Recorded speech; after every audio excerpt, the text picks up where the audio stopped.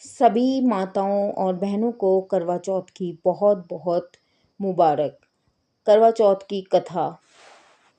एक समय की बात है। एक साहसी राजा और उसकी पत्नी राधिका एक महल में रहते थे।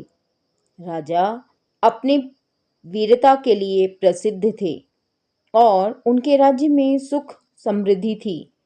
लेकिन एक दिन राजा की मित्रता में एक योगी आए।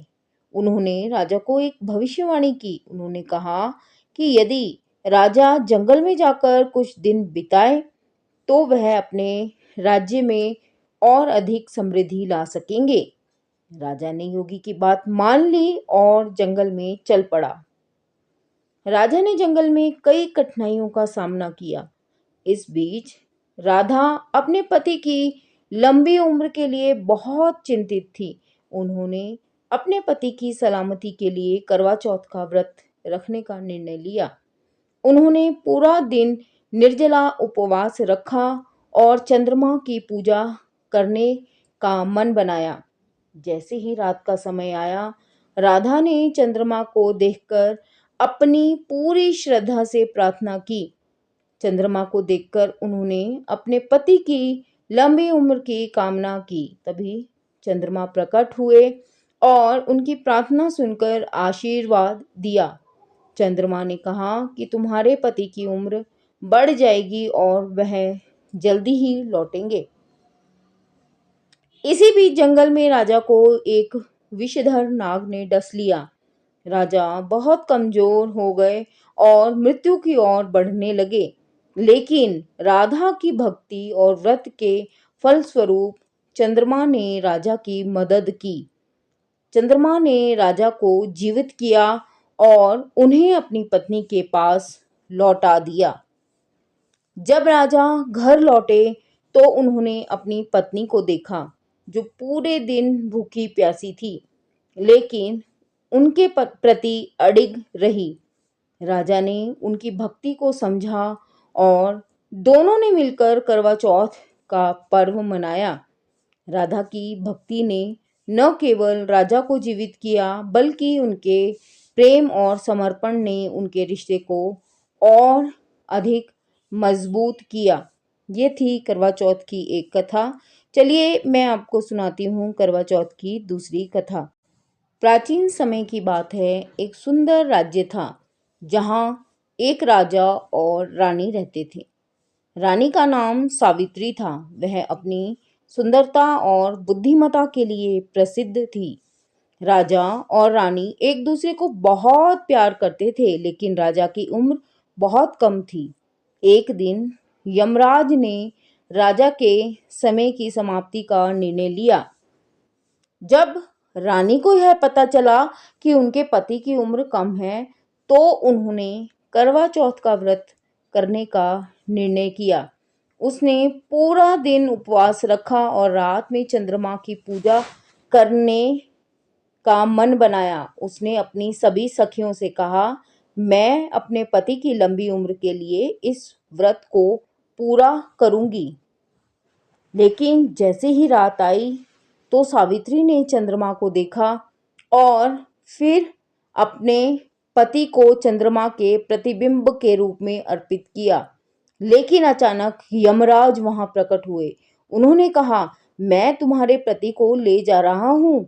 सावित्री ने यमराज से प्रार्थना की कि वह उसके पति को न ले जाए।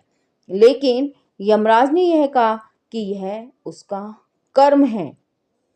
सावित्री ने यमराज से कहा, यदि आप मुझे अपने पति का जीवन दान नहीं देंगे तो मैं भी आपके साथ चलूंगी।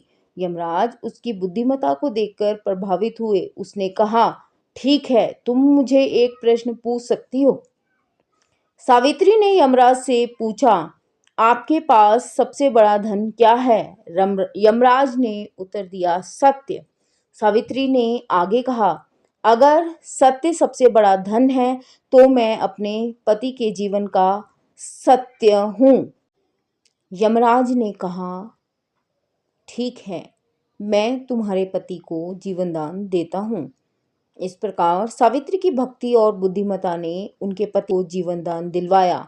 जब राजा को होश आया तो उसने देखा कि उसकी पत्नी ने उनके लिए कितनी कठिनाइयों का सामना किया है। यह कथा करवा चौथ के व्रत की महत्ता को दर्शाती है। सावित्री की भक्ति और चतुराई ने यह साबित किया कि सच्चा प्रेम और समर्पण किसी भी कठिनाई को पार कर सकता है। करवा चौथ का पर्व इस बात का प्रतीक है कि पत्नी की भक्ति और समर्पण पति की लंबी उम्र के लिए बहुत महत्वपूर्ण होता है।